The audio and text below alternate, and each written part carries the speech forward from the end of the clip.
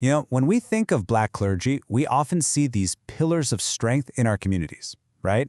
But what if those pillars are carrying a hidden weight, a silent burden from their own past? Well, new research is starting to reveal a pretty startling emotional toll. And today, we're going to break down exactly what that is and why it's so critical that we all understand it. There's this really powerful quote that opens up a 2024 study by Dr. Eric M. Brown and his colleagues, and it just perfectly frames what we're talking about today. It really speaks to this vulnerability that gets amplified within the Black community, especially when everyone is going through a tough time. So in this explainer, we're going to unpack some of this groundbreaking research, and it reveals a surprising truth about the mental and emotional health of Black clergy. We're not just exploring the pressures of the job, but also a hidden history of trauma that so many carry long before they ever step into the ministry. To really get a handle on the weight these leaders carry, we first have to appreciate the sheer number of hats they wear. I mean, they are, in every sense of the word, pillars of their communities. Just think about it for a second. When there's a crisis, who gets the first call? Often it's them.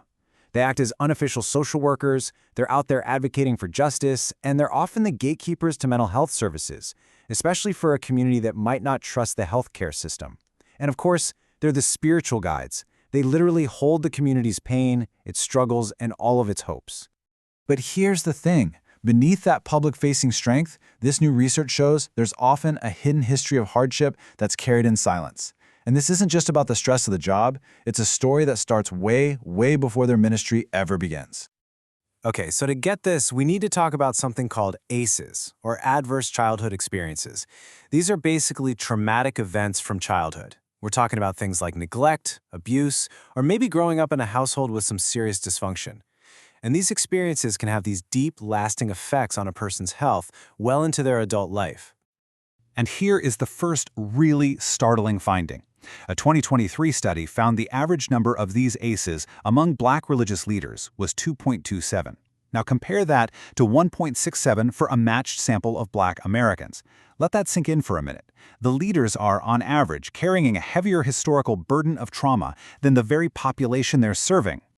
And when the researchers drilled down into the data, they found 4 specific childhood issues were way more common for these clergy members: feeling emotionally neglected, having parents separate, living with someone who had a mental illness, and having a family member in prison. I mean, these aren't just statistics, right? Each one represents a huge challenge for a kid to go through. So, having a difficult past is one thing, but what happens when that personal history smacks right into a present that's all about caring for other people in pain? Well, that's where the burden gets compounded. This brings us to this really important idea called secondary traumatic stress, or STS.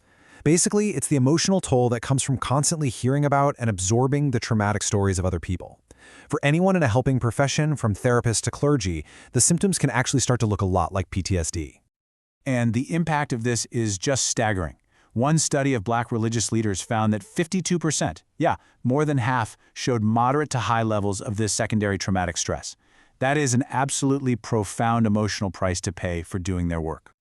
So when you put these two things together, a personal history of trauma from those ACEs and the high on-the-job stress from STS, you get what researchers call a double exposure. It's like they're being hit from two sides at once, processing their own past trauma while also taking on the current trauma of their community. Now, of course, you'd think faith is the answer here, right? It's central to how these leaders cope. But what the research shows is that faith can be a double-edged sword. It can be an incredibly powerful tool for healing, but some ways of coping through religion can actually make things a lot worse. So researchers basically break it down into two types. On one hand, you have positive religious coping. That's constructive stuff, like seeking a stronger connection with God or finding real comfort in your beliefs. But then there's negative religious coping, and that's when someone starts to feel abandoned or even punished by God, or they start questioning if God even loves them. It's like a crisis of faith when things get hard. And here is where it gets really critical. The research found that this negative religious coping acts like an amplifier. It doesn't just add to the burden. It's like pouring gasoline on the fire. It actually strengthens the toxic link between their past childhood trauma and their current PTSD symptoms. So for leaders who fall into this coping style, the risk of developing PTSD is just so much higher. But, and this is a really important but, there is a powerful buffer. The same study found that when leaders felt real, strong emotional support from their congregation, when they truly felt loved and cared for, it actually weakened that harmful connection. A supportive community can act like a protective shield. So we know that feeling supported by the congregation helps a ton. But what makes things harder? The research points to two major barriers that can stop these leaders from getting the help they really need. Okay, the first barrier is internal pressure. When leaders feel like their congregation's just too demanding or super critical, it's directly linked to higher rates of secondary traumatic stress. The second barrier is external, a deep, and let's be honest, often justified mistrust of the healthcare system. That mistrust, which is rooted in a long history of discrimination, creates yet another hurdle, and it also strengthens that harmful link between their childhood trauma and current PTSD symptoms. Now, all of this paints a really challenging picture, I know. But the story doesn't end there, because right alongside all this data on trauma, the research also uncovered incredible signs of resilience. So, on the flip side of those adverse childhood experiences, researchers also look at something called benevolent childhood experiences, or BCEs. These are the good things, the positive things, like having a great friend, feeling safe and protected, or having beliefs that gave you comfort. They act as protective factors. And this resilience just jumps off the page in the data. An absolutely astonishing 92.2% of leaders in one study reported having a high number of these positive childhood experiences. So what does that tell us? It suggests that even though they faced more adversity, they also had these powerful, protective sources of strength in their lives that helped them get through it all. So, the takeaway from all of this research is pretty clear and pretty urgent. The people who serve as the pillars for our communities, well, they're often standing on a foundation that's been deeply shaken by past trauma, all while weathering the constant storm of present-day stress. The bottom line is, the caregivers need care too.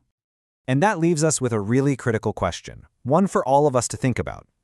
Knowing about this hidden toll, how can our communities create better systems of support, of understanding, and of grace for the very leaders who so tirelessly care for us?